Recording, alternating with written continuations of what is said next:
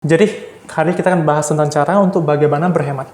Jadi sebelum kita masuk ke tips berhemat dulu, kita harus bedain dulu untuk namanya hemat dengan juga pelit. Kalau pelit itu, apapun yang perlu kita keluarkan biaya, tapi kita tidak mau keluarkan. Dan sedangkan kalau hemat, itu memang perlu kita keluarkan biayanya, dan kita rela keluarkannya. Jadi, apa? Hemat itu adalah kita mengeluarkan biaya yang memang harus pantas dikeluarkannya dulu. Dan caranya apa? Pembagiannya. Pertama itu adalah pembagian pendapatan. Jadi hal ini bisa dilakukan terutama saat gajian ataupun mendapatkan pendapatan dari bisnis kamu sendiri.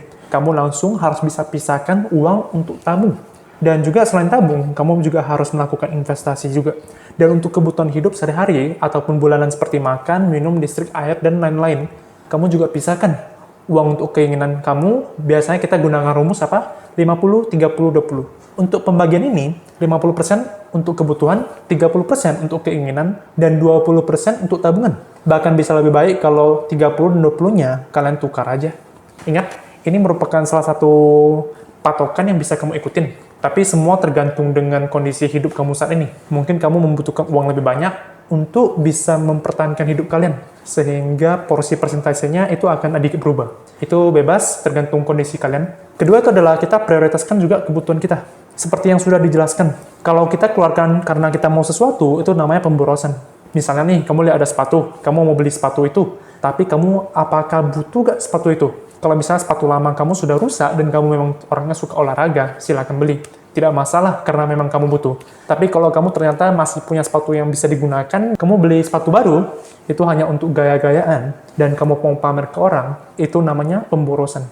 Ketiga itu adalah mencatat arus kas. Oke? Catat arus kas ini bisa kita catat pemasukan. Misalnya kamu lagi ada gajian nih, THR, side hustle, side job, ataupun yang bisa mendatangkan uang ke kamu. Kamu perlu juga catat, dan juga pengeluaran kamu juga catat detailnya. Misalnya nih, kamu hari ini keluarkan uang 50.000, berapa puluh ribu, ataupun uang recehan ribuan gitu juga. Mungkin untuk makan, minum, jajan snack. Jadi tujuan kita catat ini untuk kita sendiri tahu uang kita itu kemana aja. Dan kita bisa kelola uang kalau misalnya mungkin pengeluaran terlalu besar. Kita bisa tahu sumbernya itu dari mana aja dan kita kurangi. Untuk cara catat arus kasnya, kamu mungkin bisa install juga aplikasi dari mungkin iOS ataupun Play Store. Biasanya ada banyak aplikasi. Atau kamu mau seperti saya, simple aja. Saya biasa catat dari buku aja langsung.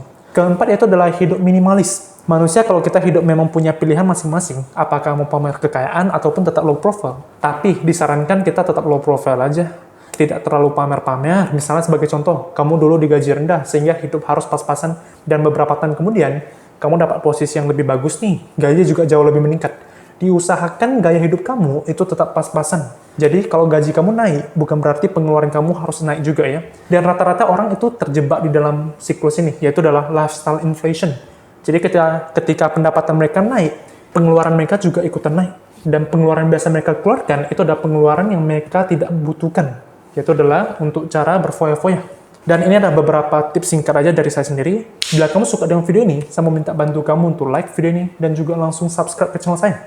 Dan ingat untuk follow di sosmed saya lainnya, di Instagram dan juga TikTok. Terima kasih.